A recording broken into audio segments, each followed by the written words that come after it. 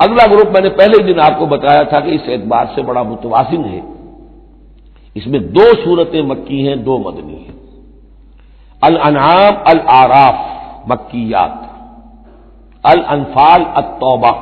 مدنیات۔ ان میں جو تقسیم ہے، جو مکیات ہیں اور مدنیات ہیں اس گروپ کی، اس میں سارا معاملہ ہے مشرکین عرب کے ساتھ۔ اب آپ یہ محسوس کریں گے سورہ انعام کو پڑھتے ہوئے کہ جیسے بالکل نئے ماحول میں آ گئے ہیں۔ ہم 4 روز سے جو پڑھ رہے تھے سورہ بقرہ، سورہ آل عمران، سورہ نساء، سورہ مائدہ، منافقین سے باتیں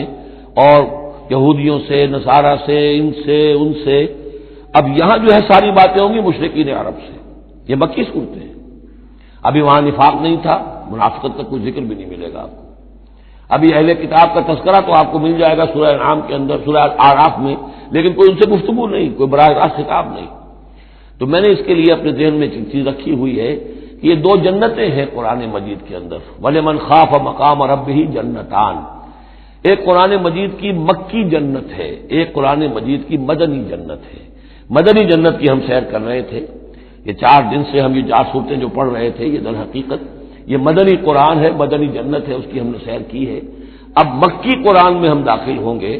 اور اس میں یہ جو 2 صورتیں ہیں یہ حضور کے جو قیام مکہ کا دور ہے اس کے تقریباً آخری زمانے کی ہے۔ یہ گویا کہ اس اعتبار سے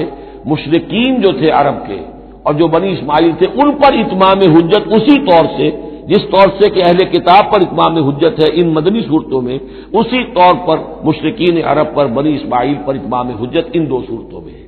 پھر ان میں ایک بڑی پیاری تقسیم ہے۔ مکی صورتوں میں کیونکہ ظاہر بات ہے کہ اہم ترین مضمون ایمان کا ہوتا ہے، اللہ کو مانو، اللہ کی نعمتوں کا اقرار کرو، اللہ کے رسول کو مانو، اور ان میں جو استدلال ہوتا ہے وہ شاہ ولی اللہ دہلوی رحمۃ اللہ علیہ کی اصطلاحات کے حوالے سے آپ کو بتا رہا ہوں کہ 2 طریقے سے اللہ تعالیٰ توحید کی طرف لوگوں کو لاتا ہے۔ التذکیر بآلاء اللہ، اللہ کے احسانات، اللہ کی عظمت، اللہ کی نشانیاں، اللہ کی قدرت، اللہ کی صنائیاں، یہ تو آیات آفاقیہ، آیات انفسیہ اور اللہ کے احسانات تم پر، ان کی نعمتوں کا تذکرہ، اس کو کہتے ہیں التذکیر بآلاء اللہ، اللہ کے احسانات اور اس کی قدرت کے جو کرشمے ہیں ان کے حوالے سے یاد دہانی، تذکیر۔ اللہ تعالیٰ کا ایمان ہمارے اندر ہے، ڈورمنٹ ہے، بالقوہ ہے، سویا ہوا ہے، اسے جگانے کے لیے یہ آیات قرآنیہ آتی ہیں، اسے ایکٹیویٹ کرنے کے لیے وہ پوٹینشیل ایمان ایکچوئل ایمان بن جائے، لیکن اس کے لیے تذکیر ہے، یاد دہانی۔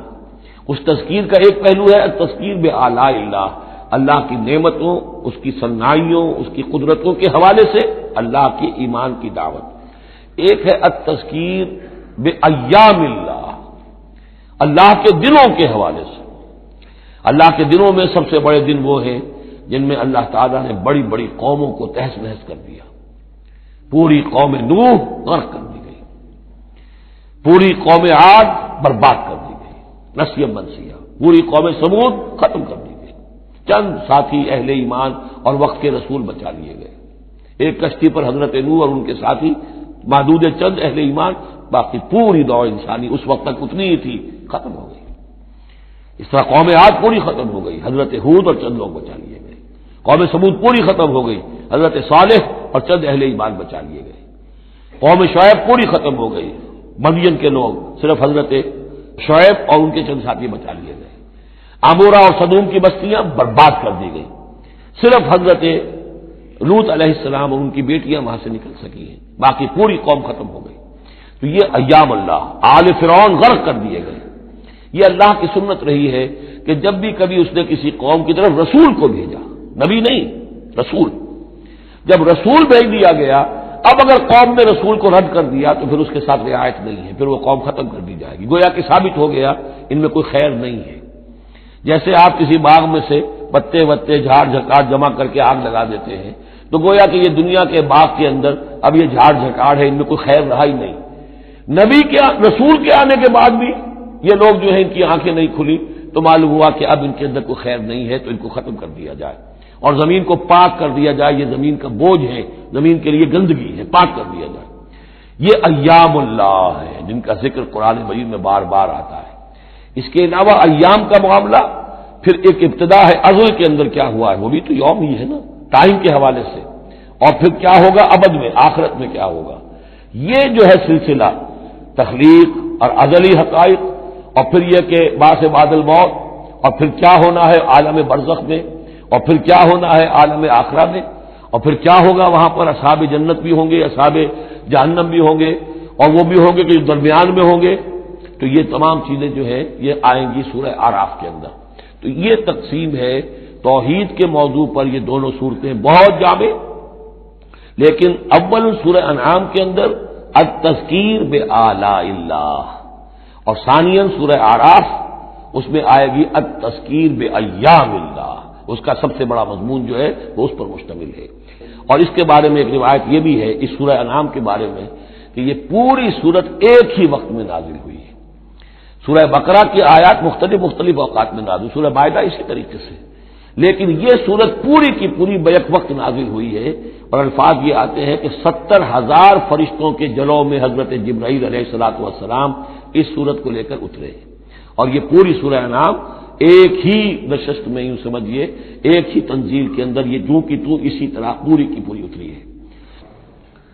اعوذ باللہ من الشیطان الرجیم، بسم اللہ الرحمن الرحیم، الحمد للہ الذی خلق السماوات والارض وجعل الظلمات والنور ثم الذین کفروا بربهم یعدلون، صدق اللہ العظیم۔ رب اشرح لي صدری ویسر لي امری واحلل عقدۃ من لسانی یفقهوا قولی۔ اللهم ربنا الہمنا رشدنا واعذنا من شرور انفسنا، اللهم ارنا الحق حقا وارزقنا اتباعه وارنا الباطل باطلا وارزقنا اجتنابه، اللهم وفقنا لما تحب وترضى، اللهم ارحمنا بالقرآن العظيم واجعله لنا إماما ونورا وهدى ورحمة، اللهم ذكرنا منه ما نسينا وعلمنا منه ما جهلنا وارزقنا تلاوته آناء الليل وآناء النهار واجعله لنا حجة يا رب العالمين آمين۔ یہ بات تو میں نے کئی مرتبہ عرض کی ہے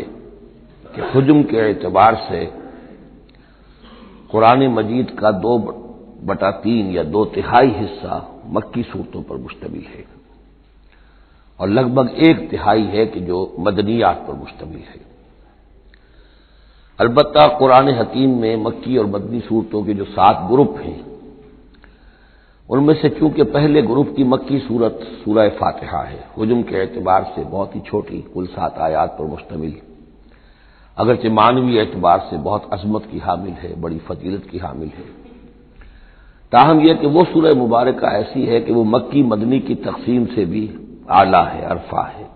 بلندتر ہے۔ اس حوالے سے اگر دیکھا جائے تو قرآن حکیم میں اس تقسیم کے اعتبار سے مکی اور مدنی صورتوں کے گروپ کے اعتبار سے مکی صورتوں کے 6 گروپ بنتے ہیں، یعنی پہلے گروپ میں نہ ہونے کے برابر۔ پہلا سائزیبل جو جوڑا ہے وہ یہ ہے جو سورہ انعام اور سورہ اعراف پر مشتمل اب ہم شروع کرنے چلے۔ بعض باتیں تو آپ جان لیجئے کہ مکی اور مدنی صورتوں کے مضامین میں جو بنیادی فرق ہے، سب سے پہلی بات یہ ہے کہ مکی صورتوں میں زیادہ تر گفتگو مشرکین عرب کے ساتھ ہے، اور مکی صورتوں کا جو اصل مضمون ہے وہ توحید ہے، توحید کا اس بات، شرک کی نفی۔ اس کے ساتھ جو دوسرے ایمانیات ہیں، ایمان بالآخرہ، ایمان بالرسالت، جو اس کے ساتھ لازمی جڑے ہوئے ہیں، تو اصل مضمون جو ہے مکی صورتوں کا وہ ایمانیات ہیں، اور اس میں زیادہ تر جو خطاب ہے وہ مشرکین عرب کی طرف ہے، جبکہ مدنی صورتوں میں زیادہ تر خطاب جو ہے یا تو مسلمانوں سے بحیثیت امت مسلمہ ہے۔ مکی صورتوں میں مسلمانوں سے خطاب براہ راست بہت کم ہے، اور ہے بھی تو بالواسطہ ہے، یعنی حضور سے خطاب کیا جاتا ہے واحد کے صیغے میں،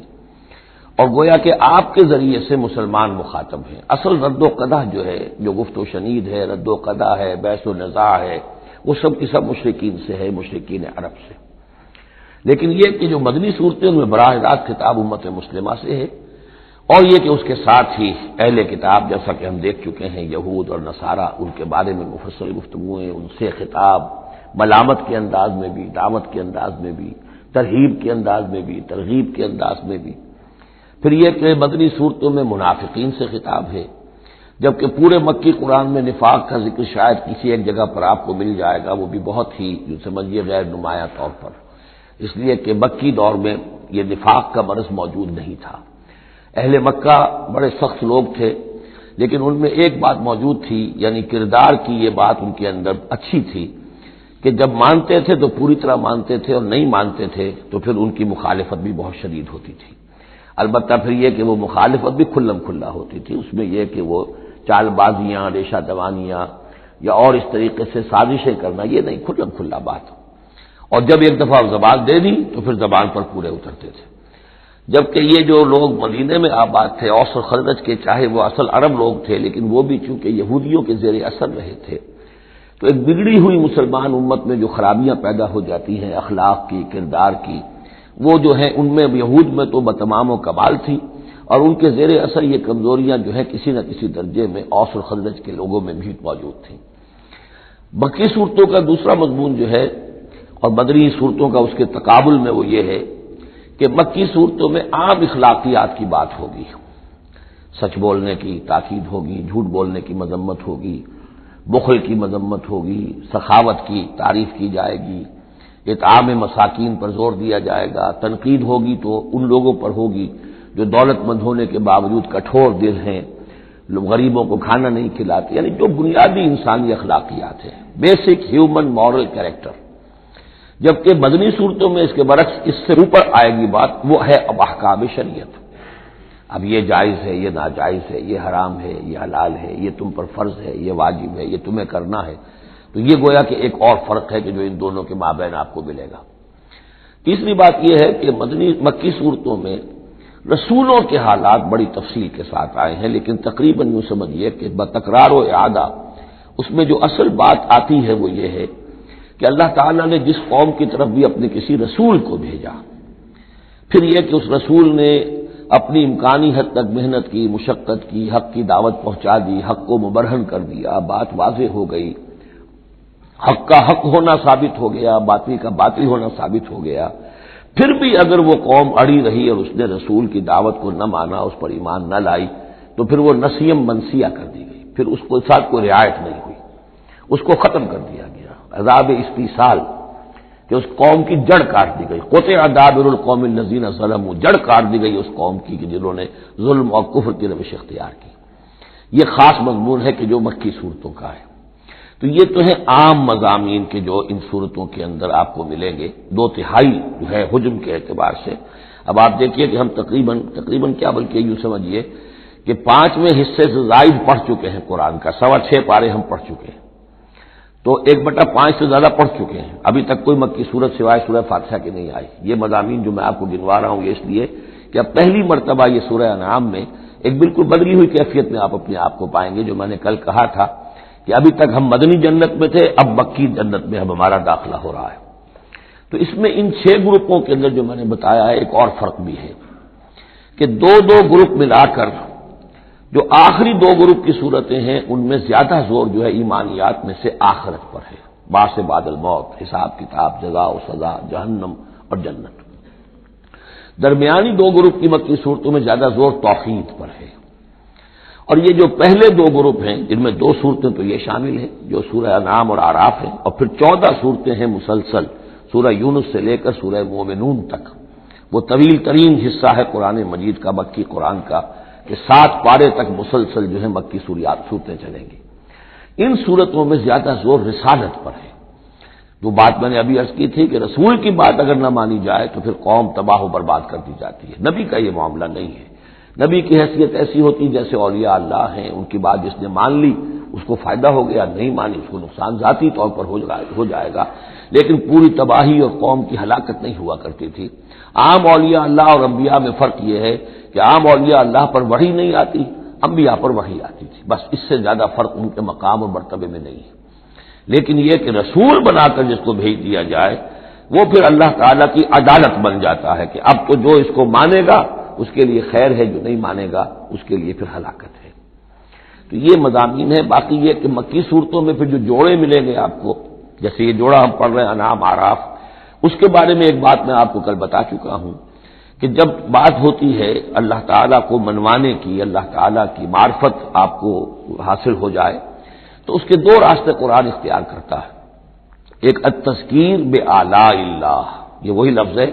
فبأي آلاء ربكما تكذبان، اللہ کی نعمتیں، اللہ کی صنائی، اللہ کی قدرتیں، اور اس کے حوالے سے تذکیر اور یاد دہانی اور ایمان کے حقائق کو انسان کے جو قلب کے اندر مضمر ہیں لیکن ڈورمنٹ ہیں، سوئے ہوئے ہیں، ان ایکٹیو ہیں، انہیں اجاگر کرنا۔ اور دوسرا حصہ جو ہوتا ہے التذکیر بایام اللہ، جو رسولوں کو جن قوموں کی طرف بھیجا گیا اور ان کی قوموں نے ان کی بات کو ماننے سے انکار کیا، تو جو ان کو نسیہ منسیہ کیا گیا، یہ بڑے بڑے اللہ کے دن ہیں۔ ایک مقام پر قرآن میں ہم خود پڑھیں گے فذکرہم بایام اللہ، اے نبی ان کو ذرا نصیحت کیجئے ایام اللہ کے حوالے سے کہ کیا کچھ بیتا ہے قوم نوح پر اور قوم ہود پر اور قوم صالح پر اور قوم شعیب پر اور قوم لوط پر اور آل فرعون پر، وہ ساری باتیں ان کو بتائیے، مبادا یہ کسی غلط فہمی میں ہو، اگر یہ بھی آپ کی بات نہیں مانیں گے اور آپ کی دعوت کو قبول نہیں کریں گے تو ان کا انجام وہی ہوگا۔ تو آپ دیکھیں گے کہ سورہ انعام جو ہے اکثر و بیشتر التذکیر بآلاء اللہ پر مشتمل ہے، اور سورہ اعراف جو ہے وہ التذکیر بایام اللہ پر مشتمل ہے، اور عام طور پر یہی آپ کو تقسیم مکی صورتوں کے جوڑے بننے کے اندر یہ بات نمایاں نظر آئے گی۔ بسم اللہ الرحمن الرحیم، الحمد للہ الذی خلق السماوات والارض وجعل الظلمات والنور، کل تعریف اور تمام شکر اس اللہ کے لیے ہے جس نے آسمانوں اور زمین کی تخلیق فرمائی اور بنایا اندھیروں کو اور اجالے کو۔ ایک بات نوٹ کر لیجئے کہ قرآن مجید میں تقریباً 7 پارے کے فصل سے یہ الحمد سے سورت شروع ہوتی ہے۔ سورہ فاتحہ الحمدللہ رب العالمین، اب یہ 7واں پارہ ہے، الحمدللہ الذی خلق السماوات والارض وجعل الظلمات والنور۔ پھر آپ چلیں گے اب 15ویں پارے میں آپ کو ملے گی سورہ کہف، الحمدللہ الذی انزل علی عبدہ الکتاب ولم یجعل لہ عوجا۔ پھر اس کے بعد 23ویں پارے میں 2 صورتیں آئیں گی، سورہ فاطر اور سورہ سبا، یہ دونوں بھی الحمدللہ سے شروع ہوتی ہیں،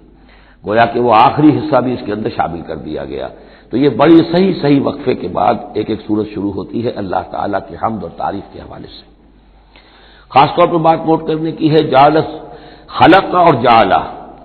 آسمان اور زمین چونکہ مادی حقیقتیں ہیں لہذا ان کے لیے لفظ خلق آیا ہے،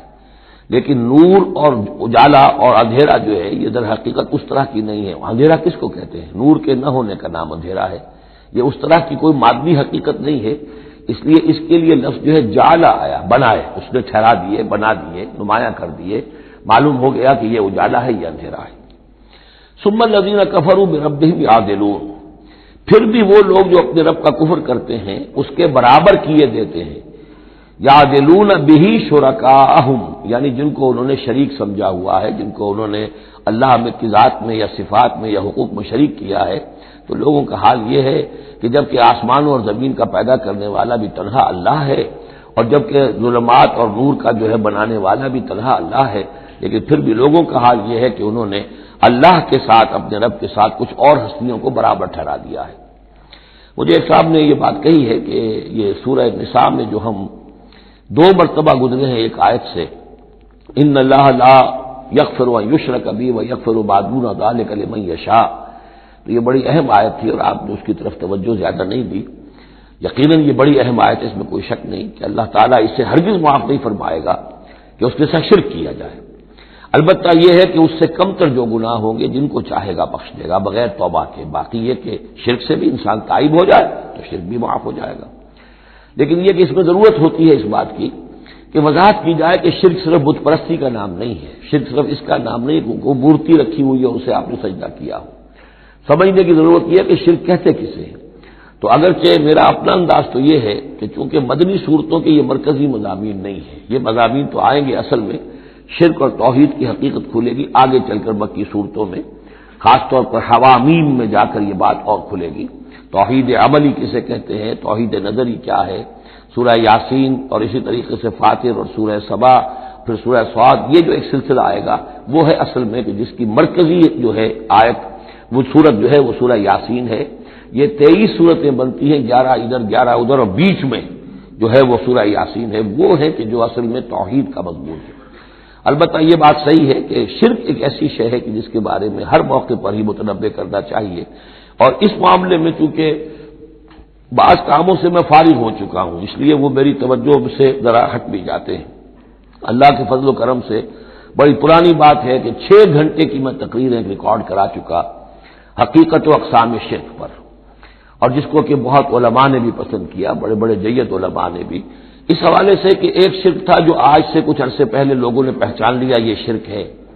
اب ان کے پیروی کرتے ہوئے آج ان کے جو عقیدت مند ہیں اس شرک سے بچ رہے ہیں.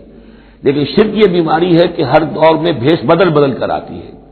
اس دور کا شرک کیا ہے، اس کو پہچاننا جو ہے، اس کے لیے ذرا زیادہ وسعت نگاہ کی ضرورت ہے، زیادہ گہرائی میں سوچنے کی ضرورت ہے. جدید دور کے نظریات و افکار جو ہیں ان کا صحیح مطالعہ ہو، معلوم ہو کہ آج کے دور کا شرک کون سے. ان تازہ خداؤں میں بڑا سب سے وطن ہے. اب یہ بات جو ہے ظاہر بات ہے کہ ہمارے سابق علماء جو ہیں ان کے ہاں تو یہ چیز نہیں ملے گی، اس لیے کہ اس انداز میں وطنیت کا نظریہ پہلے دنیا میں تھا ہی نہیں. تو اس لیے جو حضرات بھی اس موضوع پر چاہیں تو یہ میرے جو 6 کیسٹ ہیں 1 گھنٹے کے حقیقت و اقسام شرک پر، وہ ضرور ان کی سماعت فرمائیں. هو الذی خلقکم من طین ثم قضى اجلا، وہی ہے کہ جس نے تمہیں بنایا ہے گارے سے اور پھر ایک وقت مقرر کر دیا ہے. یعنی یہ کہ ہم ہر شخص جو ہے جس کو اللہ نے دنیا میں بھیجا ہے اس کا اس دنیا میں رہنے کا وقت معین ہے، اور ایک خاص اجل جو ہے اس کی اجلن، وہ یہ ہے کہ موت کا وقت معین ہے. وہ اجل مسمى عنده، اور ایک اور ہے مقرر وقت اس کے پاس. یعنی ایک تو ہے انفرادی موت، جیسے کہ حضور نے فرمایا من مات فقط قامت قیامتہ. ایک اجتماعی موت ہونی ہے اس دنیا کی،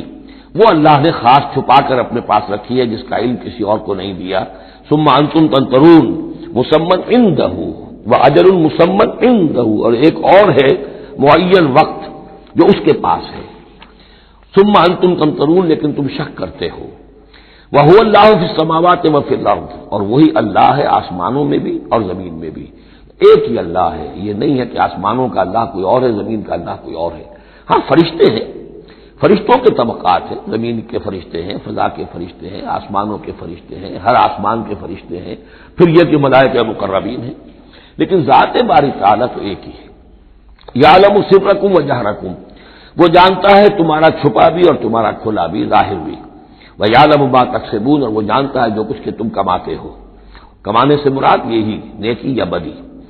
وَمَا تَأْتِيهِم مِّنْ آیَةٍ مِّنْ آیَاتِ رَبِّهِمْ، اور نہیں آتی ان کے پاس کوئی نشانی ان کے رب کی آیات میں سے، الا كانوا عنها معرضين، مگر یہ کہ یہ اس سے اعراض ہی کرنے کے عادی ہو چکے ہیں. ہم نئی سے نئی صورتیں بھیج رہے ہیں، نئی سے نئی آیتیں نازل کر رہے ہیں، لیکن یہ اعراض پر تلے ہوئے ہیں. فَقَدْ كَذَّبُوا بِالْحَقِّ لَمَّا جَاءَهُمْ، تو اب انہوں نے جھٹلا دیا ہے حق کو جبکہ ان کے پاس آ چکا. اب یہ قد کذبوا جو ہے اس کا اندازہ کیجیے آپ، کہ چونکہ یہ مکی دور کے آخری زمانے کی صورتیں ہیں، تو گویا کہ 12 برس تقریباً ہو چکے ہیں حضور کو دعوت دیتے ہوئے. اس حوالے سے ابھی تک جو لوگ اڑے ہوئے ہیں وہ گویا کہ پوری طرح ضد پر، ہٹ پر جو ہے وہ پوری طریقے سے جم چکے ہیں. فقد کذبوا، بے شک جھٹلا چکے ہیں ان لوگوں نے، جھٹلا دیا ہے بالحق، حق کو، لما جاءہم، جب کہ ان کے پاس آیا. فسوف یاتیہم انباء ما كانوا به یستہزئون، تو اب جلد ہی ان کے پاس آ جائے گی حقیقت اور خبر ان چیزوں کی جس کا یہ مذاق اڑایا کرتے تھے. یعنی یہ مذاق اڑاتے تھے کہ عذاب عذاب عذاب، دھمکی دیتے ہوئے محمد کو 11 سال ہو گئے، 12 سال ہو گئے، کان پک گئے ہمارے، عذاب آئے گا عذاب آئے گا عذاب آئے گا. کوئی عذاب آیا نہیں، خالی دھوس جماتے ہیں. تو اس کا جو استہزاء کرتے تھے، اب عنقریب وہ دور شروع ہو رہا ہے کہ پھر جن چیزوں کا یہ مذاق اڑایا کرتے تھے اس کی حقیقت ان پر کھلنی شروع ہو جائے گی. یہ سمجھ لیجئے کہ اس جو گروپ کی 2 صورتیں ہیں یہ مکیات انعام و اعراف، اس کے بعد سورہ انفال اور سورہ توبہ میں مشرکین مکہ کے لیے عذاب الہی کا بیان ہے. اس لیے کہ عذاب کی پہلی قسط ان پر غزوہ بدر میں آئی ہے، لہذا غزوہ بدر پر مشتمل ہے اس کے حالات پر سورہ انفال، اور ان کے عذاب کی آخری صورت وہ ہے کہ جو سورہ توبہ میں آئی ہے.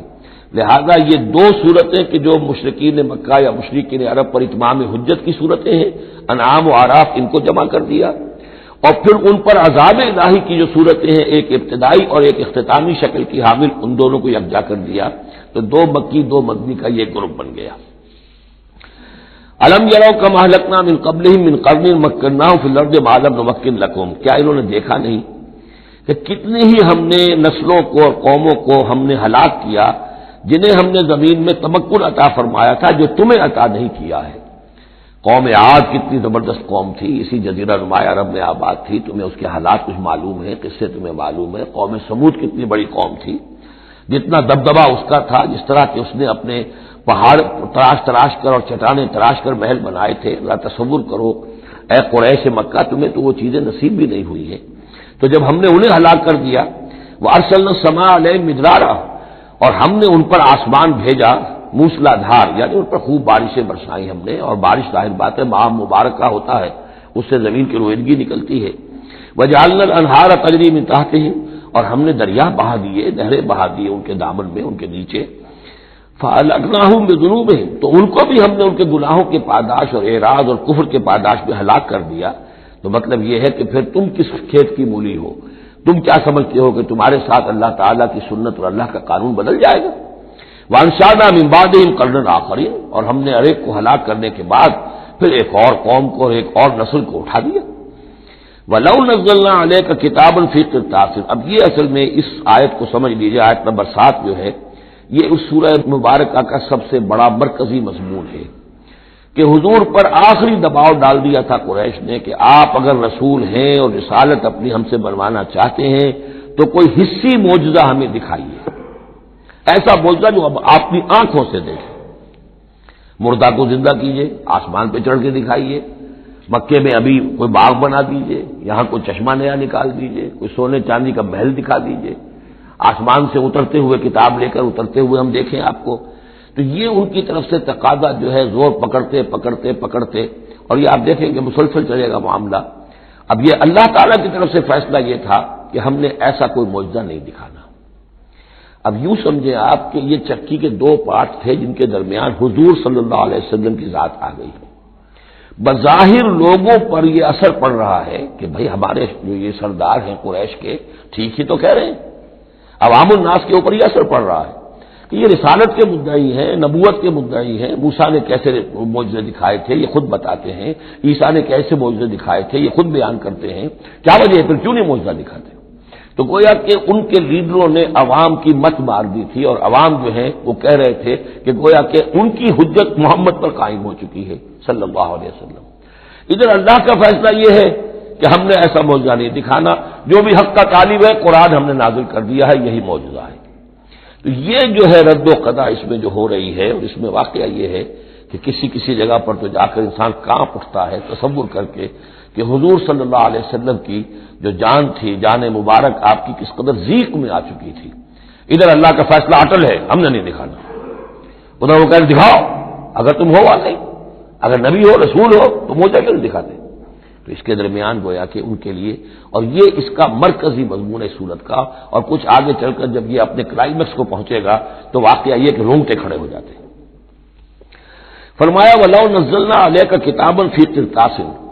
اگر ہم نے اتار دی ان پر کوئی کتاب جو کہ کاغذوں میں لکھی ہوئی ہے، فَلَمَسُوهُ، اور وہ اسے چھو بھی لیں بِأَيْدِيهِمْ اپنے ہاتھوں سے، لَقَالَ الَّذِينَ كَفَرُوا إِنْ هَذَا إِلَّا سِحْرٌ مُبِينٌ، اس وقت بھی یہ کافر یہی کہیں گے کہ یہ کھلا جادو ہے، ہماری آنکھوں پر اثر ہو گیا تھا، ہماری نظر بندی کر دی گئی تھی۔ جس نے نہیں ماننا اس نے نہیں ماننا ہے، البتہ ہوگا کیا، ہم ایسا معجزہ دکھا دیں گے تو مہلت ختم ہو جائے گی، پھر فوراً عذاب آئے گا۔ اس لیے ابھی ہماری رحمت کا تقاضا یہ ہے، ہم انہیں مہلت اور دینا چاہتے ہیں، ابھی اور اس کو دودھ کو بلونا ہے، شاید اس میں سے کچھ اور مکھن بھی نکل آئے، اس لیے ہم معجزہ نہیں دکھا رہے۔ معجزہ دکھائیں گے مہلت ختم ہو جائے گی، عذاب فوراً آ جائے گا۔ وَقَالُوا لَوْلَا أُنزِلَ عَلَيْهِ مَلَكٌ، وہ کہتے ہیں کیوں نہیں اترا ان کے اوپر کوئی فرشتہ، اوپر سے کوئی فرشتہ جو ہے پروں سے آتا دیکھتے ہم کہ ہاں آ رہا ہے۔ وَلَوْ أَنزَلْنَا مَلَكًا، اور اگر ہم نے فرشتہ اتار دیا ہوتا، لَقُضِيَ الْأَمْرُ ثُمَّ لَا يُنظَرُونَ، پھر تو فیصلہ ہی چکا دیا جاتا، پھر انہیں کوئی مہلت نہ ملتی۔ یعنی یہ کہ یہ ساری جو آزمائش ہے اس دنیا کی زندگی میں، وہ تو غیب کے پردے کی وجہ سے تو آزمائش ہے، غیب کا پردہ اٹھ جائے امتحان ختم، پھر تو نتیجے کے ڈکلیئر کرنے کا وقت آ جائے۔ یہ تو امتحان جو ہے سارا وہ اس غیب ہی کی وجہ سے تو ہے۔ وَلَوْ جَعَلْنَاهُ مَلَكًا لَجَعَلْنَاهُ رَجُلًا، اور اگر ہم اسے فرشتہ بنا کر بھیج بھی دیتے، کسی بجائے محمد کے صلی اللہ علیہ وسلم کسی فرشتے کو نبی بنا کر بھیجتے، تو اسے بھی ہم نے انسان بنا کر بھیجنا تھا، انسانوں کے لیے بھیجنا تھا نا۔ فرشتوں میں بھیجنا ہوتا تو فرشتے بھیجتے، جب انسانوں میں بھیجنا تھا تو انسانی کو بھیجنا تھا۔ وَلَلَبَسْنَا عَلَيْهِمْ مَا يَلْبِسُونَ، اور جو اس وقت التباس ان کو ہو رہا ہے وہ التباس اس وقت بھی ہو جاتا، جیسے کہ حدیث جبرائیل جو ہے اس میں ہمیں معلوم ہے حضرت جبرائیل علیہ السلام ایک انسانی شکل میں آئے تو لوگوں کو کیا پتا چلا کہ یہ جبرائیل ہے، وہ انسانی شکل میں آئے۔ وَلَقَدِ اسْتُهْزِئَ بِرُسُلٍ مِّن قَبْلِكَ، اور اے نبی آپ دل گرفتہ نہ ہو، آپ سے پہلے بھی تو رسولوں کا اسی طریقے سے مذاق اڑایا گیا، یہ صرف آپ پہلی مرتبہ نہیں ہے۔ قُلْ مَا كُنتُ بِدْعًا مِّنَ الرُّسُلِ، اے نبی کہہ دیجئے کہ میں کوئی نیا نویلا رسول نہیں ہوں، مجھ سے پہلے بہت رسول آئے، لیکن یہاں بات اللہ کہہ رہے ہیں وَلَقَدِ اسْتُهْزِئَ بِرُسُلٍ مِّن قَبْلِكَ، اے نبی آپ سے پہلے بھی جو رسول آئے ان کا مذاق اڑایا گیا۔ حضرت نوح کا کیسا کیسا مذاق اڑا ہوگا، 950 برس تک اڑا ہوگا۔ آپ کو تو ابھی 10-11 برس ہوئے ہیں، وہ 950 برس تک ہمارے اس بندے نے جو ہے وہ جھیلا ہے سب کچھ۔ فَحَاقَ بِالَّذِينَ سَخِرُوا مِنْهُمْ مَا كَانُوا بِهِ يَسْتَهْزِئُونَ، بالآخر پھر گھیر لیا ان لوگوں کو کہ جو ہنسی مذاق اڑاتے تھے اسی چیز نے جس کا وہ استہزاء کرتے تھے۔ معاملہ وقت کا ہے، ٹائم فیکٹر کے سوا کچھ نہیں ہے۔ ابھی آپ کہہ رہے ہیں کہ کوئی جلدی سے دکھائی دیا جائے تاکہ ان کی زبانیں تو بند ہو جائیں کم وقتوں کی، لیکن یہ کہ نہیں، ہماری حکمت میں ابھی نہیں ہے کہ ہم کوئی ایسا معجزہ دکھائیں۔ قُلْ سِیرُوا فِی الْأَرْضِ ثُمَّ انظُرُوا کَیْفَ کَانَ عَاقِبَةُ الْمُکَذِّبِینَ، اے نبی ان سے کہیے گھومو پھرو زمین کے اندر اور دیکھو کیا انجام ہوا ہے جھٹلانے والوں کا۔ تمہارے ہی اس جزیرہ نما عرب میں قوم عاد، قوم ثمود، یہ سب کے سب تھے، اور جب تم جاتے ہو شام کی طرف سفر کرتے ہو، قافلے لے کے جاتے ہو، تو وہاں قوم مدین کے مسکن بھی آتے ہیں، قوم لوط کے شہر بھی آتے ہیں، یہ سب تم دیکھتے ہو۔ قُلْ لِمَن مَّا فِی السَّمَاوَاتِ وَالْأَرْضِ قُلْ لِلَّهِ، ان سے پوچھئے کس کا ہے جو کچھ ہے آسمان اور زمین میں، پھر کہہ دیجئے اللہ کا ہے۔ كَتَبَ عَلَى نَفْسِهِ الرَّحْمَةَ، اور یہ اصل میں کہنا کس اعتبار سے ہے کہ مشرکین مکہ بھی یہ مانتے تھے مالک اور خالق اللہ ہے۔ ہمارے معبودوں کا مسئلہ تو یہ ہے کہ ہؤلاء شفعاؤنا عند اللہ، یہ ہماری شفاعت کریں گے اللہ کے پاس۔ وہ یہ تو نہیں کہتے تھے کہ لات اور منات اور عزا نے اور حبل نے دنیا پیدا کی ہے، ایسے قودن نہیں تھے، وہ کہتے تھے اللہ نے پیدا کیا۔ وَلَئِن سَأَلْتَهُم مَّنْ خَلَقَ السَّمَاوَاتِ وَالْأَرْضَ لَيَقُولُنَّ اللَّهُ، اے نبی آپ ان سے پوچھیں گے آسمان و زمین کس نے بنائے، کہیں گے اللہ نے بنائے۔ تو وہ کوئی کائنات کی تخلیق میں اس کے مالک ہونے میں شرک نہیں کرتے تھے۔ شرک ان کا کیا تھا، یہ بڑے چہیتے ہیں، لاڈلے ہیں، اونچے مقام ہے، یہ ہمیں چھڑوا لیں گے، یہ شرک تھا۔ کتب علی نفسہ الرحمہ، اس نے اپنے اوپر رحمت کو لازم کر لیا ہے، یہ کتبہ اللہ نے لکھ لیا ہے، علی نفسہ ہی اپنے اوپر، یعنی یہ لزوم اللہ اپنے اوپر کوئی شے لازم کر لے، ہم کوئی شے اللہ پر خود لازم قرار نہیں دے سکتے۔ کتب علی نفسہ الرحمہ لیجمعنکم الی یوم القیامۃ لا ریب فیہ، وہ لازماً جمع کرے گا تمہیں قیامت کے دن کہ جس میں کوئی شک نہیں ہے۔ والذین خسروا انفسهم فهم لا یؤمنون، تو جو لوگ اپنے آپ کو خسارے میں ڈالنے کا فیصلہ کر چکے ہیں وہ ایمان نہیں لائیں گے۔ یہاں ایک نقطہ ہے، ذرا غور کرنے کی بات ہے کہ یہ رحمت کا اظہار کیسے ہوا۔ کتب علی نفسہ الرحمہ لیجمعنکم الی یوم القیامہ، قیامت کے دن تو مار پڑے گی، سزا پڑے گی، سختیاں ہوں گی۔ اہل ایمان کے لیے یہ رحمت کا ظہور ہوگا، یہاں رخ ہے اہل ایمان کے لیے، انبیاء و رسل کے لیے، صدیقین اور شہداء کے لیے، صالحین کے لیے۔ تم جو کچھ جھیل رہے ہو، جو مصیبتیں برداشت کر رہے ہو، جو اس وقت تمہیں تنگی ہو رہی ہے، تمہارے لیے اللہ تعالیٰ کی رحمت کا وہ وقت آ کر رہے گا، تمہاری ان ساری خدمات کا بھرپور صلہ ملے گا، تمہاری ان ساری سرفروشیوں کے لیے اللہ تعالیٰ کی طرف سے قدر افزائی کا اعلان ہوگا۔ کتب علی نفسہ الرحمہ لیجمعنکم الی یوم القیامہ، کبھی تمہیں یہ خیال نہ آئے کہ ہم تو سب کچھ یہاں پر اپنا لٹا بھی بیٹھے اللہ کے لیے، پتہ نہیں وہ دن آئے گا بھی کہ نہیں، پتہ نہیں کوئی ملاقات ہونی بھی ہے کہ نہیں، پتہ نہیں یہ سب کچھ جو ہے واقعی حق ہے یا نہیں کہ جمع ہونا ہے اللہ کے ہاں اور جزا و سزا ہونی ہے۔ تو ان وسوسوں کو اپنے دل سے، اپنے دماغ سے دور کرو۔ لَهُ مَا سَكَنَ فِي اللَّيْلِ وَالنَّهَارِ، اور اسی کا ہے جو کچھ کے ساکن ہو جاتا ہے رات میں، اور یہاں مقابلے کا لفظ محذوف ہے، وَمَا تَحَرَّكَ فِي النَّهَارِ، اور جو شے متحرک ہو جاتی ہے دن کے وقت۔ یہ مقابلے کے لفظ کو قرآن مجید میں حذف کر دیا جاتا ہے تاکہ آدمی خود اپنی عقل سے کام لے، ورنہ ظاہر بات ہے کہ نہار جو ہے دن کا وقت جو ان کے لیے نہیں ہے۔ وَلَهُ مَا سَكَنَ فِي اللَّيْلِ وَمَا تَحَرَّكَ فِي النَّهَارِ، وہ اسی کا ہے جو کچھ کے رات کے وقت سکون پکڑتا ہے اور دن کے وقت متحرک ہو جاتا ہے۔ وَهُوَ السَّمِيعُ الْعَلِيمُ، وہ سب کچھ سننے والا اور جاننے والا ہے۔ قُلْ أَغَيْرَ اللَّهِ أَتَّخِذُ وَلِيًّا فَاطِرِ السَّمَاوَاتِ وَالْأَرْضِ، ان سے کہیے لوگوں، عقل کے ناخن لو، کیا میں اللہ کے سوا کسی اور کو اپنا ولی بنا لوں؟ اپنا کارساز، اپنا مولا، اپنا مالک، اپنا حمایت اللہ کو چھوڑ کر کسی اور کو بنا لوں؟ فاطر السماوات والارض، جو کہ آسمانوں اور زمین کا پیدا کرنے والا، تم بھی مانتے ہو کہ وہی پیدا کرنے والا ہے، تو اس کو چھوڑ کر کسی اور کو اپنا ولی بنائیں اور کسی اور کے خود ولی بن جائیں، تو یہ تو بڑی حماقت کی بات ہے، بڑے گھاٹے کا سودا ہے۔ وَهُوَ يُطْعِمُ وَلَا يُطْعَمُ، وہ کھانا کھلاتا ہے، اسے کھانا کھلایا نہیں جاتا۔ تم تو بتوں کے سامنے تو رکھتے ہو، چڑھاوے اور حلوے مانڈے پیش کرتے ہو، اللہ کو تو کوئی ضرورت نہیں، وہ تو کھلاتا ہے تمہیں، وہ رازق ہے۔ قُلْ إِنِّي أُمِرْتُ أَنْ أَكُونَ أَوَّلَ مَنْ أَسْلَمَ، کہہ دیجئے اے نبی ڈنکے کی چوٹ، مجھے تو حکم ہوا ہے کہ سب سے پہلا فرما بردار میں خود بنوں۔ وَلَا تَكُونَنَّ مِنَ الْمُشْرِكِينَ، اور دیکھو تم ہرگز نہ ہو مشرکین میں سے۔ قُلْ إِنِّي أَخَافُ إِنْ عَصَيْتُ رَبِّي عَذَابَ يَوْمٍ عَظِيمٍ، کہہ دیجئے کہ خود مجھے اندیشہ ہے اگر میں اپنے پروردگار کی نافرمانی کروں تو بڑے دن کے عذاب کا۔ میں بھی مستثنا نہیں ہوں، میں بھی اللہ کا بندہ ہوں۔ جیسے آپ کو میں کہہ رہا ہوں کہ اللہ کی بندگی کرو، ایسے ہی مجھے بھی اللہ کی بندگی کرنی ہے۔ جیسے تم سے کہہ رہا ہوں کہ اللہ کی فرما برداری کرو، ویسے مجھے بھی کرنی ہے۔ اور جیسے تمہیں بتا رہا ہوں کہ اگر نافرمانی کرو گے تو پکڑے جاؤ گے، ایسے ہی میں بھی اگر بالفرض نافرمانی کروں گا تو مجھے بھی اندیشہ ہے۔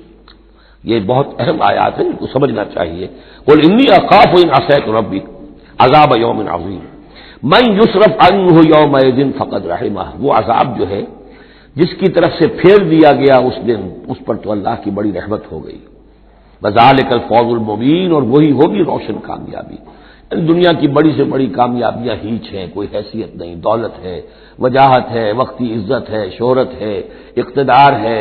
یہ ساری چیزیں جو عارضی ہیں، آنی فانی، لیکن یہ ہے کہ اصل مبین جو کامیابی ہے فوج وہ وہی ہے۔ وَإِن يَمْسَسْكَ اللَّهُ بِضُرٍّ فَلَا كَاشِفَ لَهُ إِلَّا هُوَ، اب یہ توحید ہے جو بیان ہو رہی ہے۔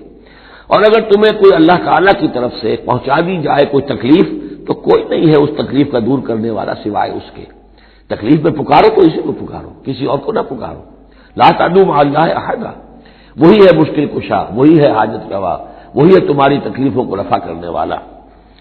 وَإِن يَمْسَسْكَ بِخَيْرٍ فَهُوَ عَلَىٰ كُلِّ شَيْءٍ قَدِيرٌ، اور اگر اس کی طرف سے کوئی خیر تمہیں پہنچا دیا جائے تو یقیناً وہ ہر چیز پر قادر ہے، کوئی اس کا ہاتھ روکنے والا نہیں ہے۔ اسے کسی اور سے سینکشن نہیں لینی ہوتی کہ میں اپنے فلاں بندے کے ساتھ یہ خیر کرنا چاہتا ہوں، وہ تو عَلَىٰ كُلِّ شَيْءٍ قدیر ہے۔ وَهُوَ الْقَاهِرُ فَوْقَ عِبَادِهِ، اور وہ تو اپنے بندوں پر پوری طریقے سے زور آور ہے، چھایا ہوا ہے، مسلط ہے، کوئی بھی اس کی مخلوقات میں سے اس کے قابو سے باہر نہیں ہے، وہ قابو یافتہ ہے۔ وَهُوَ الْحَكِيمُ الْخَبِيرُ، اور وہ ہے کمال حکمت والا اور ہر شے کی خبر رکھنے والا۔ قُلْ أَيُّ شَيْءٍ أَكْبَرُ شَهَادَةً، اے نبی ان سے کہیے ذرا کون سی چیز ہے جو گواہی میں سب سے بڑی ہو؟ کس کی گواہی سب سے بڑی ہے؟ قُلِ اللَّهُ، خود کہیے اللہ کی گواہی سب سے بڑی ہے کہ نہیں؟ شہید بینی و بینکم، اور وہ میرے اور تمہارے مابین گواہ ہے۔ وَأُوحِيَ إِلَيَّ هَذَا الْقُرْآنُ لِأُنذِرَكُم بِهِ وَمَن بَلَغَ، اور میری جانب یہ قرآن وحی کیا گیا ہے تاکہ میں خبردار کر دوں تمہیں اس کے ذریعے سے اور اس کو بھی جس تک یہ پہنچ جائے۔ یہ گویا کہ اس سورہ کے عمود کا عکس ہے، یعنی میں نے بتایا عمود کیا ہے، حصی معجزہ ہم نہیں دکھائیں گے، بات ختم، لیکن اصل معجزہ یہ قرآن ہے۔ اے نبی ہم نے آپ پر یہ قرآن اتار دیا، آپ اس کے ذریعے تبشیر کریں، اسی کے ذریعے انذار کریں، اسی کے ذریعے تذکیر کریں۔ جس کے اندر صلاحیت ہے، جو طالب حق ہے، جو ہدایت چاہتا ہے وہ ہدایت پالے گا۔ باقی جس کے دل میں کجی ہے، ٹیڑھ ہے، تعصب ہے، ضد ہے، ہٹ درمی ہے، حسد ہے، تکبر ہے، وہ آپ 10 لاکھ معجزے دکھا لیجیے وہ نہیں مانے گا۔ کیا علماء یہود نے مان لیے معجزے دیکھ کر حضرت مسیح علیہ السلام کے؟ کیسے کیسے معجزے، مردہ کو زندہ کر دینا، خلق حیات یعنی گارے کا بنا ہوا پرندہ پھونک ماری اور وہ اڑتا ہوا پرندہ ہو گیا۔ یہ تو وہ چیزیں ہیں کہ جو یوں سمجھیے کہ ایکسکلوسیو افعال اللہ تعالیٰ کے ہیں، خلق حیات اور احیاء موتا، وہ بھی نشانیاں ظاہر کر دی حضرت مسیح کے ہاتھ پر، کتنے لوگوں نے مانا؟ تو ہم یہ معجزہ نہیں دکھائیں گے، البتہ یہ کہ یہ ہے، آپ کرتے جائیے، محنت کرتے جائیے، کوشش کرتے جائیے۔ اب یہاں پہ خاص طور پہ بہی کا جو ہے لفظ اس کو نوٹ کیجئے، وَأُوحِيَ إِلَيَّ هَذَا الْقُرْآنُ، وحی کیا گیا ہے میری جانب یہ قرآن، لِأُنذِرَكُم بِهِ، تاکہ میں خبردار کروں تمہیں اس کے ذریعے سے، وَمَن بَلَغَ، اور جس تک یہ پہنچ جائے۔ جس تک پہنچ جائے کا مطلب کیا ہے کہ میں تو تمہیں پہنچا رہا ہوں، اب جو امت بنے گی وہ آگے پہنچائے گی۔ جس تک قرآن پہنچ گیا حضور کا انذار پہنچ گیا۔ یہ سلسلہ جو ہے تا قیام قیامت، کیونکہ حضور اپنے ہی زمانے کے لیے رسول بن کر نہیں آئے تھے، آپ تو تا قیام قیامت جو ہے اب آپ رسول ہیں، آپ ہی کی رسالت کا دور یہ چل رہا ہے۔ جو انسان بھی قیامت تک دنیا میں آئے گا وہ آپ کی امت دعوت میں شامل ہے، اسے پہچانا پیغام قرآن کا اب ذمہ ہے کس کے؟ امت محمد صلی اللہ علیہ وسلم کے۔ اَإِنَّكُمْ لَتَشْهَدُونَ أَنَّ مَعَ اللَّهِ آلِهَةً أُخْرَىٰ، اب دیکھیے یہ ہے وہ جو میں نے ابتدا میں بھی عرض کیا تھا تعارف میں، بعض اوقات جو ہے بڑے سرچنگ کوسچنز ہوتے ہیں، کیا واقعی تمہارا یہ کہنا ہے؟ جب آپ کو معلوم ہو کہ جو کچھ یہ کہہ رہا ہے اس کا دل وہ نہیں ہے، یہ کچھ اوپر اوپر سے کہہ رہا ہے، وہ ضد ہے، ہٹ درمی ہے، تو پھر یہ کہ آنکھوں میں آنکھیں ڈال کر ذرا سرچنگ انداز میں جو ہے وہ آپ سوال کی اَإِنَّكُمْ لَتَشْهَدُونَ أَنَّ مَعَ اللَّهِ آلِهَةً أُخْرَىٰ، کیا واقعی تم لوگ گواہی دیتے ہو اس کی کہ اللہ کے سوا کوئی اور بھی آلہہ ہے؟ واقعی؟ قُل لَا أَشْهَدُ، کہہ دیجیے بھائی ٹھیک ہے، اگر تم گواہی دیتے ہو تو میں تو نہیں دے سکتا، میرے لیے یہ ممکن نہیں ہے کہ ایسی خلاف عقل، ایسی خلاف فطرت بات جو میں کہہ سکوں۔ قُلْ إِنَّمَا هُوَ إِلَٰهٌ وَاحِدٌ، کہہ دیجئے کہ وہ تو ایک ہی الہ ہے، اکیلا، واحد۔ وَإِنَّنِي بَرِيءٌ مِّمَّا تُشْرِكُونَ، اور یہ کہ میں بری ہوں ان تمام چیزوں سے جنہیں تم شریک ٹھہرا رہے ہو، میرا تمہارا کوئی رابطہ اس معاملے میں نہیں ہے۔ الَّذِينَ آتَيْنَاهُمُ الْكِتَابَ يَعْرِفُونَهُ كَمَا يَعْرِفُونَ أَبْنَاءَهُمْ، اب دیکھیے چونکہ یہ مکی دور کا آخری زمانہ ہے اور اس میں ظاہر بات ہے مدینے تک بھی خبریں تو پہنچ چکی ہوئی ہیں، وہاں پر بھی کہ کوئی مکے کے اندر ایک دعوت ہے بڑی زور شور کے ساتھ، شد و مت کے ساتھ اٹھ گئی ہے، اور وہاں پر وہ باتیں پہنچ چکی ہیں، اور بلکہ انہی کی طرف سے سکھائے ہوئے سوالات بھی مکے کے لوگ حضور سے کرتے تھے امتحاناً۔ آپ ذرا یہ بتائیے ذوالقرنین کون تھا، اگر آپ نبی ہیں تو یہ بتائیے، اصحاب کہف کا قصہ کیا تھا، اگر آپ نبی ہیں تو یہ بتائیے، روح کی حقیقت کیا ہے، یہ سارے سوالات آئیں گے سورہ بنی اسرائیل میں، سورہ کہف میں۔ تو وہاں تک بات پہنچی ہوئی تھی، اور ظاہر بات ہے کہ ان کے جو لوگ تھے سمجھدار وہ سمجھ چکے تھے کہ یہ ہے وہ کہ جن کے ہم منتظر ہیں۔ یہ دوسری بات ہے کہ محروم رہ گئے۔ الذین آتیناہم الکتاب، وہ لوگ جنہیں ہم نے کتاب عطا فرمائی تھی، یعرفونہ، پہچانتے ہیں اس کو، ہو کی ضمیر دونوں طرف جا سکتی ہے، قرآن کی طرف بھی اور محمد کی طرف بھی صلی اللہ علیہ وسلم۔ باقی یہ میں واضح کر چکا ہوں، قرآن اور محمد مل کر ہی بینہ بنتے ہیں، یہ ایک ہی شے ہے، ایک ہی حقیقت ہے۔ حضور جو ہے قرآن مجسم ہے، قرآن ایک انسانی شخصیت اور سیرت و کردار کا ہیولہ پہن لے تو وہ محمد الرسول اللہ صلی اللہ علیہ وسلم، جیسے کہ حضرت ام المومنین حضرت عائشہ صدیقہ نے فرمایا تھا کانا خلق القرآن، حضور کی سیرت قرآن ہے۔ کما یعرفون ابناءہم، جیسے کہ پہچانتے ہیں اپنے بیٹوں کو، الذین خسروا انفسہم فہم لا یؤمنون، البتہ جو لوگ اپنے آپ کو تباہ کرنے پر تل گئے ہیں تو وہ ایمان نہیں لائیں گے۔ ومن اسلم ممن افترى علی اللہ کذبا او کذب بآیاتہ، اس سے بڑھ کر ظالم کون ہوگا جس نے اللہ پر کوئی جھوٹ تہمت لگائی یا اس کی آیات کو جھٹلایا، یعنی یہ دو جرم جو ہیں برابر کے عظیم ترین جرم ہیں، اللہ کی آیات کو جھٹلانا یا کوئی شے گھڑ کر اللہ کی طرف منسوب کر دینا۔ انہ لا یفلح الظالمون، یقیناً ایسے ظالم کبھی فلاح نہیں پا سکتے۔ ویوم نحشرهم جميعا، اور جس دن کہ ہم جمع کریں گے ان سب کو، ثم نقول للذین اشرکوا، اور پھر ہم کہیں گے ان سے جنہوں نے شرک کیا تھا، این شرکاؤکم الذین کنتم تزعمون، کہاں ہیں آپ کے وہ شرکا جن کا کہ آپ کو گھمنڈ ہو گیا تھا، گمان ہو گیا تھا کہ وہ بچا لیں گے۔ ثم لن تکن فتنتهم الا ان قالوا واللہ ربنا ما كنا مشرکین، پھر نہیں ہوگی ان کی کوئی اور چال سوائے اس کے کہ وہ کہیں گے اے اللہ ہم تیری قسم کھا کر کہتے ہیں ہمارے رب ہم نے شرک نہیں کیا تھا، ہم مشرک نہیں تھے۔ انظر کیف کذبوا علی انفسہم، دیکھو کیسے وہ جھوٹ بولیں گے اپنے اوپر۔ وضل عنہم ما كانوا یفترون، اور جو افتراء انہوں نے کیا ہوا تھا کہ فلاں دیوی بچائے گی اور فلاں دیوتا بچا لے گا، وہ سب نسیم منسیہ ہو جائے گا، ضل عنہم، گم ہو جائیں گے، ہاتھوں کے طوطے اڑ جائیں گے۔ ومنہم من یستمع الیک، اور اے نبی ان میں سے کچھ لوگ ایسے بھی ہیں جو بڑی توجہ سے آپ کی طرف سنتے ہیں، آ کر توجہ کر کے، یہ بھی مسئلہ سمجھ لیجئے کہ قریش کا بھی مسئلہ وہی بن گیا تھا جو کہ مدینے والے جو علماء تھے ان کے یہود کے اور ان کے عام لوگ تھے ان میں جو فرق تھا، تو قریش کے اندر بھی اور عرب کے مکہ کے اندر بھی جو چودھری لوگ تھے ان کے لیے سنبھالنا مشکل ہو گیا تھا اپنے عوام کو کہ کس طرح روکیں اسے محمد پر ایمان لانے سے اپنے عوام کو۔ لہذا انہیں دھوکہ دینے کے لیے کیا کرتے تھے کہ بڑے بند سنور کر بڑے اہتمام سے آ کر بیٹھتے تھے اور حضور کی باتیں سنتے تھے تاکہ عوام پر یہ اثر پڑے کہ جاتے تو ہیں، بڑے شوق سے جاتے ہیں، یہ ہمارے سردار ہیں، ذہین لوگ ہیں، ہمارا انٹیلیجنسیا ہے، یہ سب کچھ جا کر جو ہے وہاں سے آگے آخر ان کی سمجھ ہے نا، تو انہوں نے اگر رد کیا ہے تو کسی بنیادی پر رد کیا ہوگا۔ تو یہ عوام میں ایک اثر ڈالنے کے لیے وہ بیٹھتے تھے جا کر بڑی توجہ سے سنتے تھے، دیکھیے کتنی توجہ سے سن رہے ہیں، کہیں حضور کی ہوٹنگ نہیں کر رہے، کہیں آپ کے اوپر کوئی فکر چست نہیں کر رہے، آپ کی پوری بات توجہ سے سن رہے ہیں۔ وَمِنْهُمْ مَن يَسْتَمِعُ إِلَيْكَ، آتے ہیں کچھ لوگ آپ کے پاس ہے نبی جو بڑی توجہ سے کان لگا کر سنتے ہیں۔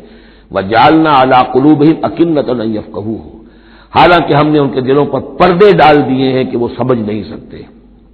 وَفِي آذَانِهِمْ وَقْرًا، ان کے کانوں کے اندر ہم نے بوجھ پیدا کر دیا، ثقل پیدا کر دیا ہے۔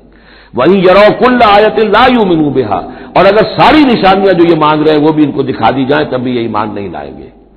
یہ کیوں پردے ڈال دیے اللہ نے؟ ان کے تکبر اور حسد کی وجہ سے، کیونکہ مہر تو ہو چکی ہے، اور چکے سے ختم اللہ علی قلوبہم وعلی سمعہم وعلی ابصارہم غشاوہ،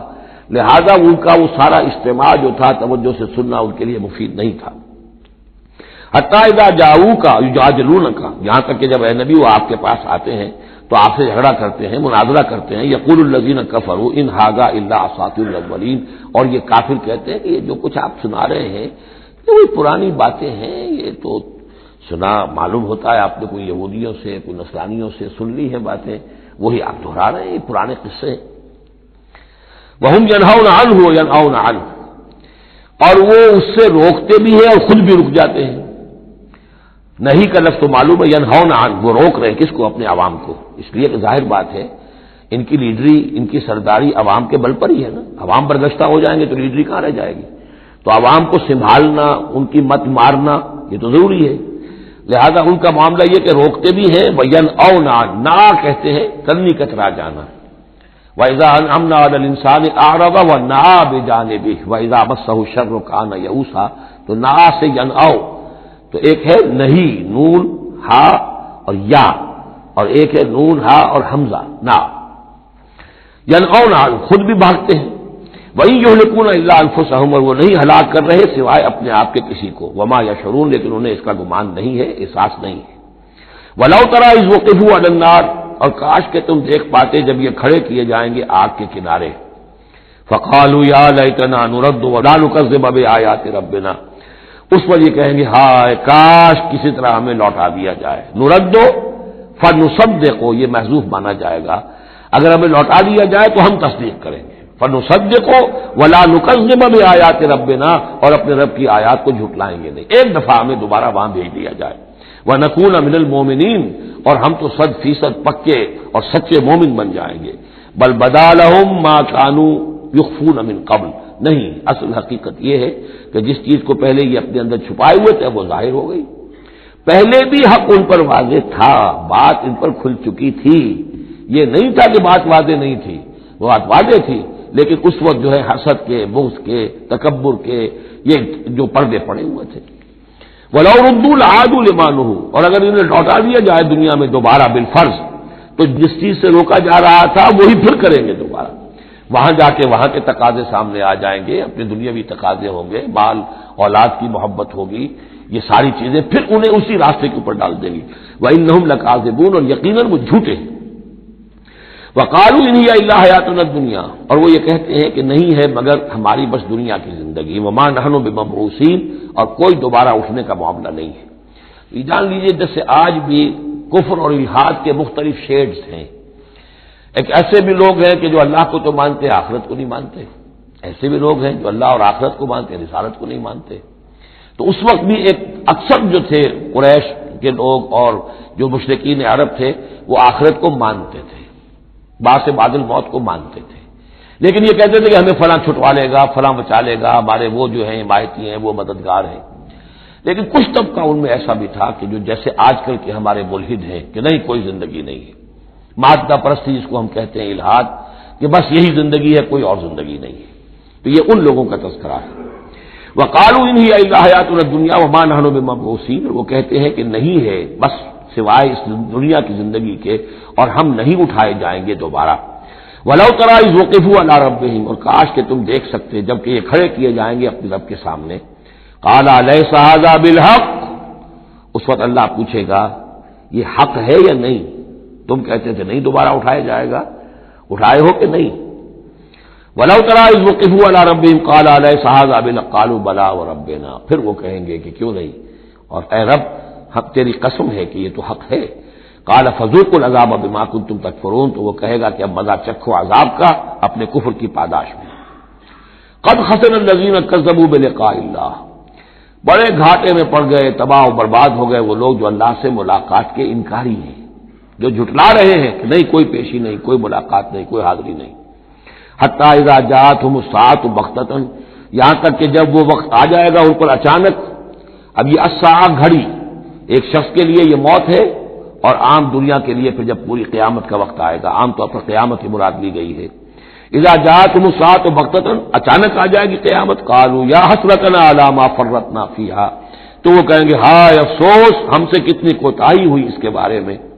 ہم نے قیامت کو جھٹلایا اور یہ قیامت تو حق بن کر سامنے آ گئی۔ وَهُمْ يَحْمِلُونَ أَوْزَارَهُمْ عَلَىٰ ظُهُورِهِمْ، اور وہ اٹھائے ہوئے ہوں گے اپنے بوجھ، گناہوں کے بوجھ، کفر اور شرک کے بوجھ اپنی پیٹھوں پر۔ أَلَا سَاءَ مَا يَزِرُونَ، آگاہ ہو جاؤ بہت برا بوجھ ہوگا جو وہ اٹھائے ہوئے ہوں گے۔ وَمَا الْحَيَاةُ الدُّنْيَا إِلَّا لَعِبٌ وَلَهْوٌ، اور نہیں ہے دنیا کی زندگی مگر کھیل اور کچھ جی بہلا لینا۔ یعنی اس کو یہ نہ سمجھیے کہ دنیا کی زندگی حقیقت نہیں ہے، تقابل میں کہا یہ جاتا ہے، تقابل میں آخرت کے مقابلے میں اس کی یہ حقیقت ہے۔ ایک شے ابدی ہے، ہمیشہ ہمیش کی ہے، ایک شے عارضی ہے، فانی ہے۔ لہذا جب تقابل کریں گے، جیسے کہ دعا استخارہ میں فإنک تعلم ولا أعلم، اے اللہ تو جانتا میں نہیں جانتا، اس کا یہ مطلب تو نہیں کہ انسان کے پاس کوئی بھی علم نہیں، لیکن علم اللہ کے علم کے مقابلے میں، چاہے نبی کا علم ہو، فرشتوں کا علم ہو، کچھ نہ ہونے کے برابر ہے اللہ کے علم کے مقابلے میں۔ فإنک تعلم ولا أعلم، اسی طریقے سے یہاں یہ ہے کہ یہ چیز در حقیقت جو ہے لعب اور لہو، ورنہ یہ کہ حضور نے فرمایا اور صحیح فرمایا، صدق ما قال، کہ الدنیا مزرعۃ الآخرہ، یہ دنیا آخرت کی کھیتی ہے۔ اگر تو یہ سمجھ لیا جائے یہاں بو گے تو وہاں کاٹو گے، اگر یہاں بو گے نہیں تو کاٹو گے کیا؟ یہاں بو گے تو فصل کٹے گی وہاں۔ تو یہ تعلق ہے دنیا اور آخرت کا، تو اس اعتبار سے دنیا ایک حقیقت ہے، امتحانی وقفہ ہے۔ لیکن جب آپ تقابل کریں گے دنیا اور آخرت کا تو اس کی ابدیت، اس کی شان و شوکت اس کے مقابلے میں گویا کہ یہ نہ ہونے کے برابر ہے۔ یہ 3 گھنٹے کا ایک ڈرامہ ہے جس میں کسی کو بادشاہ بنا دیا، کسی کو فقیر بنا دیا۔ وہ ڈرامہ ختم، نہ بادشاہ صاحب بادشاہ ہیں اور نہ فقیر صاحب فقیر ہیں، وہ باہر جا کر کپڑے بدل کر وہ یہ ایک ہے، ایک جیسے ہیں سب کے سب۔ تو یہ ہے صورت۔ وَلَلدَّارُ الْآخِرَةُ خَيْرٌ لِّلَّذِينَ يَتَّقُونَ، اور یقیناً آخرت کا گھر جو ہے، آخرت کا گھر بہتر ہے ان لوگوں کے لیے کہ جو اللہ کا تقوی اختیار کریں۔ افلا تعقلون، تو کیا تم عقل سے کام نہیں لیتے؟ اب وہ مقام آ گیا جسے میں نے اس سورہ کے عمود کا ذروۂ سنام قرار دیا ہے۔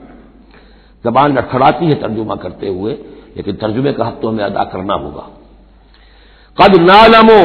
اے نبی ہمیں خوب معلوم ہے، انہ لیحزنک الذی یقولون، جو کچھ یہ کہہ رہے ہیں، جو مطالبے کر رہے ہیں آپ سے، جو معجزے مانگنے کا تقاضا کر رہے ہیں، اس سے آپ غمگین ہیں، آپ چکی کے 2 پارٹوں کے مابین آ گئے ہیں۔ اب اس پر کیا جواب ہے؟ پہلا جواب تو یہ ہے فإنہم لا یکذبونک، اے نبی وہ آپ کو نہیں جھٹلا رہے، ولکن الظالمین بآیات اللہ یجحدون، بلکہ یہ ظالم اللہ کی نشانیوں کا انکار کر رہے ہیں، قرآن کا انکار کر رہے ہیں، ہمارا انکار کر رہے ہیں۔ آپ کا انکار کب کیا انہوں نے؟ غور کیجیے، اس پر یہ سمجھانے کا انداز ہے۔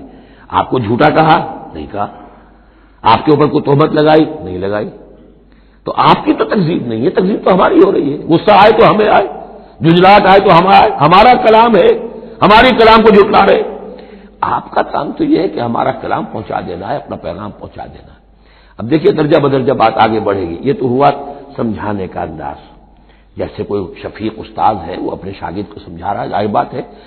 الرب رب وان تنزل والعبد عبد وان ترقى فإنهم لا يكذبونك ولكن الظالمين بآيات الله يجحدون۔ توہین تو ہو رہی ہے، تو ہماری آیات کی ہو رہی ہے۔ نمبر 2 بات، وَلَقَدْ كُذِّبَتْ رُسُلٌ مِّن قَبْلِكَ، پھر یہ بات بھی ہے آپ سے پہلے بھی رسولوں کو جھٹلایا گیا، فصبروا، انہوں نے صبر کیا، ما کذبوا علی ما کذبوا، جتنا جھٹلایا گیا انہوں نے صبر کیا، وَأُوذُوا، انہیں ایذائیں پہنچائی گئی، حتی اتاہم نصرنا، یہاں تک کہ ہماری مدد آ گئی، ولا مبدل لکلمات اللہ، اور دیکھیے نبی، اللہ کی ان کلمات کو بدلنے والا کوئی نہیں، ہمارا ایک قانون ہے، ہمارا ایک ضابطہ ہے، آپ کو جھیلنا پڑے گا، برداشت کرنا پڑے گا، آپ کو جس منصب پر فائز کیا گیا ہے، انا سنلقی علیک قولا ثقیلا، ہم نے پہلے ہی بتا دیا تھا کہ بھاری بوجھ ہے، اب جھیلنا ہوگا، وَلَقَدْ جَاءَكَ مِن نَّبَإِ الْمُرْسَلِينَ، اور آپ کے پاس رسولوں کی خبریں آ چکی ہیں، آپ کے علم میں ہے کہ ہمارے بندے نوح نے 950 برس تک صبر کیا تھا، اور اب اس کے بعد تلخ ترین بات آ رہی ہے، وَإِن كَانَ كَبُرَ عَلَيْكَ إِعْرَاضُهُمْ، اور اگر آپ پر بہت شاق گزر رہا ہے ان کا اعراض، فَإِنِ اسْتَطَعْتَ، تو اگر آپ میں طاقت ہے، ان تبتغی نفقا فی الارض، کہ کوئی زمین میں کوئی سرنگ لگا لیں، اور سلمن فی السماء، یا آسمان کے اوپر کوئی سیڑھی لگا لیں، فتاتیہم بآیہ، تو لے آئیے آیت جہاں سے لا سکتے ہیں، ہم نہیں دکھائیں گے۔ کس قدر انداز جو ہے حضور صلی اللہ علیہ وسلم سے گفتگو ہو رہی ہے، ان استطاعت، طاقت ہے تو لے آؤ، ہم نہیں دکھائیں گے، ہمارا فیصلہ اٹل ہے۔ وَإِن كَانَ كَبُرَ عَلَيْكَ إِعْرَاضُهُمْ فَإِنِ اسْتَطَعْتَ أَن تَبْتَغِيَ نَفَقًا فِي الْأَرْضِ أَوْ سُلَّمًا فِي السَّمَاءِ فَتَأْتِيَهُمْ آیَةٌ وَلَوْ شَاءَ اللَّهُ لَجَمَعَهُمْ عَلَى الْهُدَىٰ، اور اے نبی اگر اللہ چاہتا تو ان سب کو ہدایت پر جمع کر دیتا، آنے واحد میں وہ سب کو نیک بنا دے، اس کا اختیار نہیں ہے۔ اب دیکھیے سخت ترین لفظ آ رہا ہے، فَلَا تَكُونَنَّ مِنَ الْجَاهِلِينَ، تو آپ، اب میں ترجمہ یہاں پر جذباتی کا لفظ کروں گا، آپ جذباتی نہ ہوں، بس اس سے زیادہ لفظ جو ہے میں استعمال نہیں کر سکتا، فَلَا تَكُونَنَّ مِنَ الْجَاهِلِينَ، یہی لفظ آیا ہے خود حضرت نوح سے خطاب میں، انی اعوذک ان تکون من الجاہلین، جب حضرت نوح علیہ السلام نے کہا تھا کہ اللہ یہ میرا بیٹا،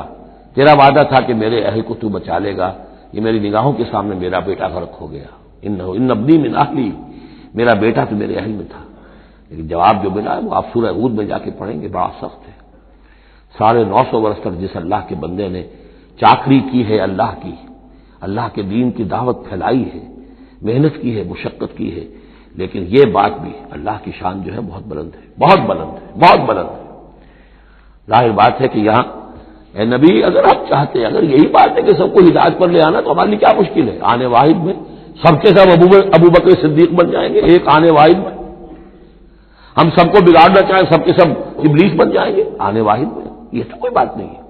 یہ تو امتحان ہے، آزمائش ہے، جس کو چاہنا ہے، جو چاہتا ہے، حق کا طالب ہے، اس کو حق مل جائے۔ فلا تکونن من الجاہلین انما یستجیب الذین یسمعون، یقیناً سن لیں گے اور قبول کر لیں گے وہ لوگ کہ جو سنتے ہیں، یعنی حقیقتاً سنتے ہیں، والموتى یبعثهم اللہ، اور جو مردہ ہیں، نظر آتے ہیں زندہ، حقیقت میں مردہ ہیں، تو ان کو تو اللہ تعالیٰ اٹھائے گا، ثم الیہ یرجعون، اور پھر وہ اسی کی طرف لوٹا دیے جائیں گے۔ وقالوا لولا نزل علیہ آیۃ من ربہ، اور وہ کہتے ہیں، کہیں گے پھر کہیں گے، کیوں نہیں اتار دی گئی ان پر کوئی نشانی ان کے رب کی طرف سے، دلیل ہی ایک رہ گئی تھی، باقی ساری دلیلوں میں وہ مات کھا رہے ہیں، ایک حجت کے اوپر انہوں نے ڈیرا لگا لیا، انہیں بھی پتہ چل گیا کہ اللہ تعالیٰ کا فیصلہ یہ ہے کہ کوئی حصی معجزہ نہیں دکھانا، تو ڈیرا لگا لیا انہوں نے۔ لیکن اس میں جیسا کہ میں نے پھر وہی لفظ زبان کو لگا، ذیق میں حضور کی جان آ گئی، وَلَقَدْ نَعْلَمُ أَنَّكَ لَيَحْزُنُكَ، بلکہ دوسری جگہ پر یہ بھی ہے، اَنَّكَ يَضِيقُ صَدْرُكَ بِمَا يَقُولُونَ، آپ کا سینہ بھجتا ہے ان باتوں سے جو یہ کہہ رہے ہیں۔ وَقَالُوا لَوْلَا نُزِّلَ عَلَيْهِ آیَةٌ مِّن رَّبِّهِ، وہ کہتے کیوں نہیں اتاری گئی ان پر کوئی نشانی ان کے رب کی طرف سے، قُلْ إِنَّ اللَّهَ قَادِرٌ،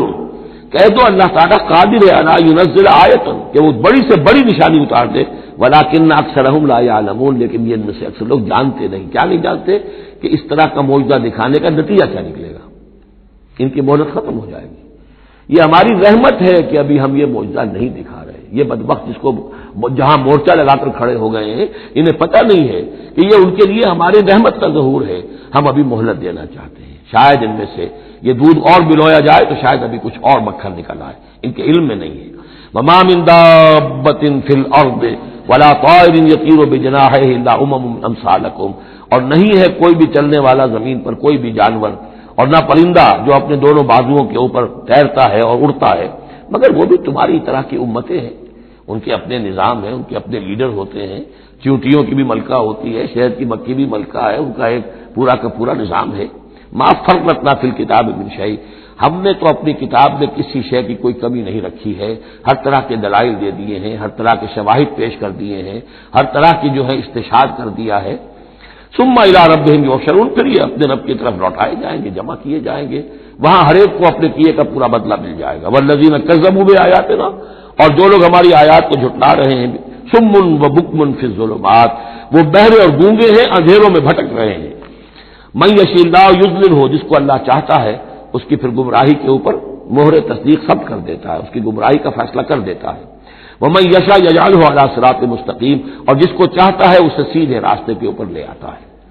قل ارأیتکم ان اتاکم عذاب اللہ او اتتکم الساعۃ وغیر اللہ تدعون، اب ایک اور بات ان سے کی جا رہی سرچنگ انداز میں،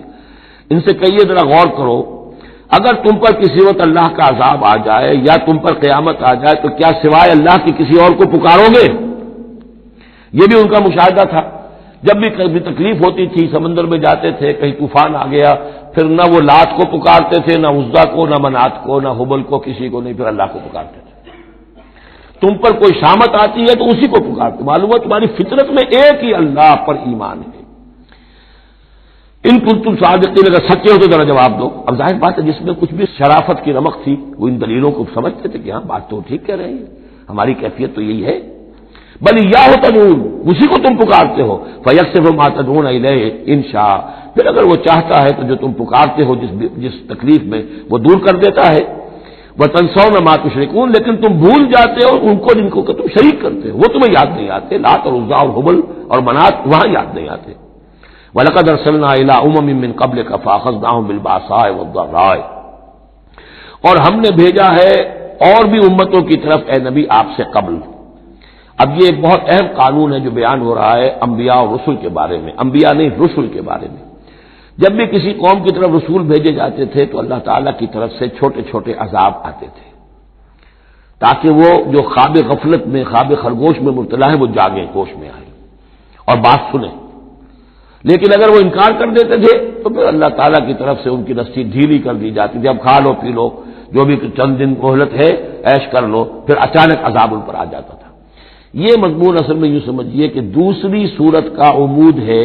جس نے کہ اس سورہ مبارکہ کو اس کے ساتھ جوڑ دیا ہے، باقی یہ مضمون بڑی تفصیل سے آئے گا سورہ اعراف کے اندر۔ وَلَقَدْ أَرْسَلْنَا إِلَىٰ أُمَمٍ مِّن قَبْلِكَ فَأَخَذْنَاهُم بِالْبَأْسَاءِ وَالضَّرَّاءِ، اور ہم نے بھیجا اور امتوں کی طرف آپ سے پہلے نبی رسولوں کو تو پھر ہم نے پکڑا ان کو سختیوں سے اور تکلیفوں سے، لعلہم یتضرعون، شاید کہ وہ تضرع کریں، عاجزی کریں، گڑ گڑائیں۔ فلولا اذ جاءہم باسنا تضرعوا، تو کیوں نہ ایسا ہوا کہ جب ہماری طرف سے کوئی سختی ان پر آئی تو وہ گڑ گڑاتے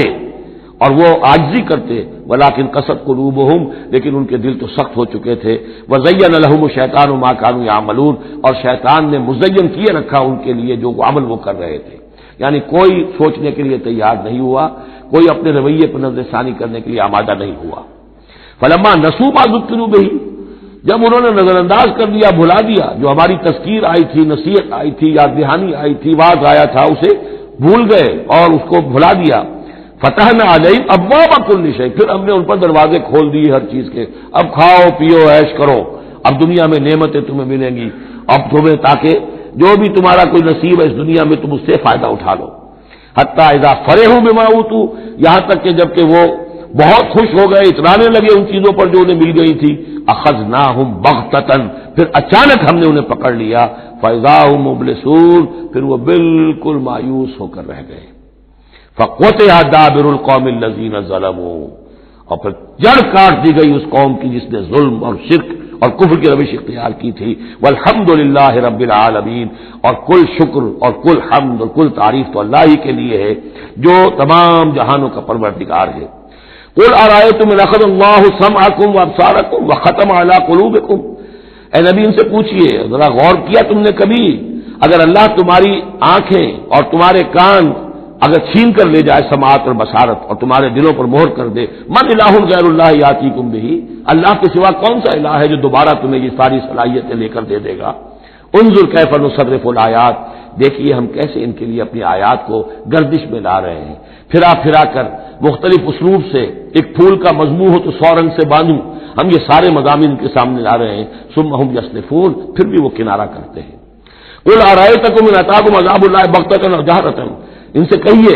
کہ دیکھو تو اگر تم پر عذاب آ جائے اچانک، یا علی الاعلان آئے، ڈنکے کی چوٹ آئے، اعلان کر کے آئے کہ اب اتنے دن کے بعد عذاب آ جائے گا، هل يهلك الا القوم الظالمون، تو ہلاک تو وہی ہوں گے جو ظالم قوم ہوگی، جو ظلم کرنے والے ہوں گے، چاہے وہ آئے اچانک اور چاہے آئے ڈنکے کی چوٹ۔ وما نرسل المرسلین الا مبشرین ومنذرین، اب یہ دیکھیے پھر وہی لفظ آ گیا جو سورہ